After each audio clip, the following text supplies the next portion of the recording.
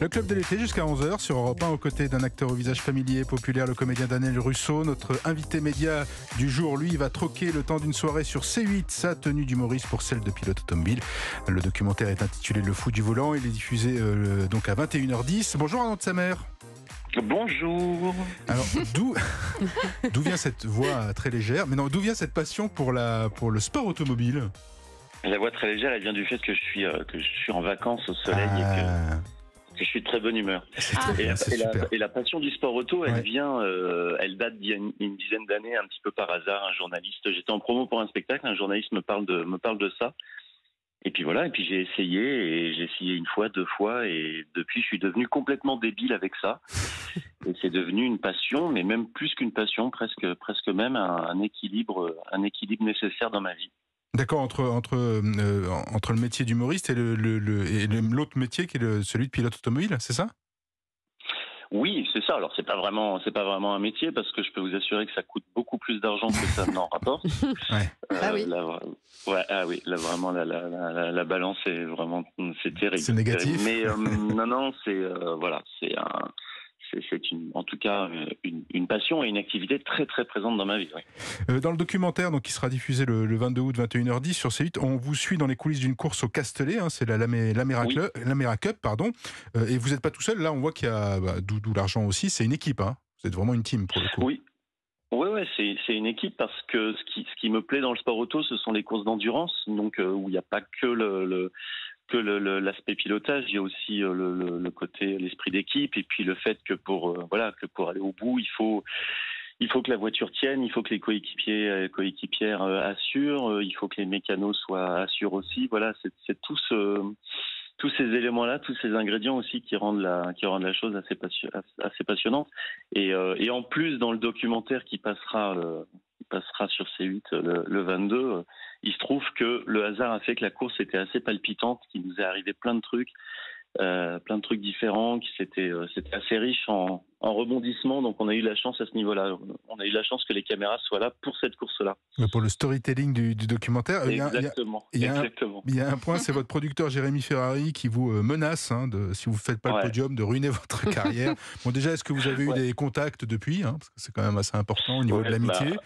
Et comment ça s'est passé? Je suis en vacances justement avec lui. Mais, ça va. Ça va. Ça s'est bien passé.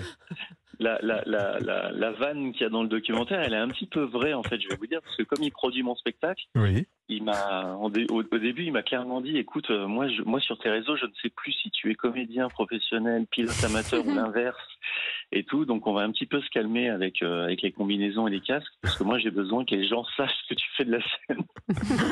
donc voilà, donc à chaque fois que je parle de ça, j'ai un petit peu besoin de son accord, de son aval. Et bon, il est tellement plus musclé que moi que c'est important ça quand même. C'est quand même un point important et notable. C'est pas la seule personnalité qu'on peut voir dans ce documentaire. Il y a Alain Prost quand même. Oui.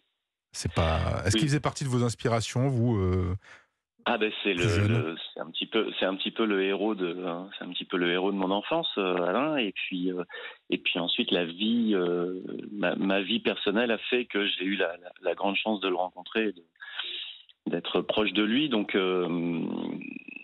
ouais, c'est assez fou de côtoyer comme ça une légende d'un sport qu'on admire comme ça. Donc il a gentiment accepté de participer au documentaire via des petites vidéos. Ce qu'il faut savoir, c'est qu'Alain Prost, c'est un grand déconneur. C'est vraiment d'accord. On le voit jamais comme ça dans ses interviews.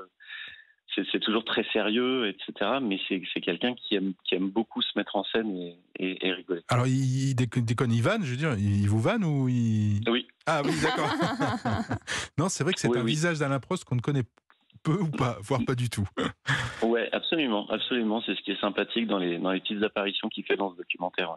Quel est le plaisir que vous trouvez dans la course automobile? Est-ce que maintenant vous le savez, c'est la vitesse, c'est l'équipe, c'est la course, enfin qu'est-ce qui vous fait Ouais, alors l'aspect collectif, j'en ai parlé, l'aspect compétition aussi, c'est intéressant. J'ai toujours adoré le sport depuis que je suis gamin, donc l'aspect ça développe aussi ce côté compétiteur, mais c'est surtout pour moi le pilotage, la technique du pilotage, c'est-à-dire moi je prends autant de plaisir dans une voiture qui roule à 270 à l'heure que sur un karting, que je fais également beaucoup de karts, qui roule à 70 à l'heure, ou même sur mon simulateur auto chez moi. J'ai l'énorme chance d'être célibataire, donc j'ai une pièce dédiée chez moi à mon simulateur automobile. Ah oui. Oui, bon, un jour cette pièce sera dédiée à autre chose. Mais pour le moment. Qui sait.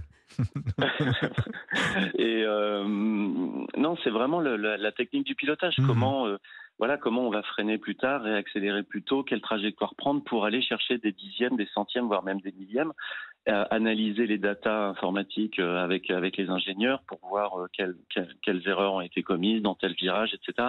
C'est ça qui me passionne, en fait. C'est ça qui me. Mais je pourrais, dans un supermarché, je prends également beaucoup de plaisir à conduire un caddie, des légumes surgelés.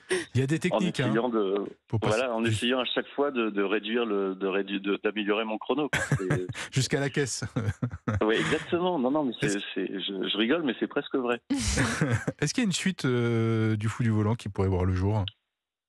J'espère énormément. Pour cela, il faudra qu'il y ait des millions de Français et de Françaises Ils seront là. devant leur écran le 22. Le 22 à 21h10 sur C8. Est-ce que du côté de l'humoriste, est-ce que vous avez des projets pour la rentrée ?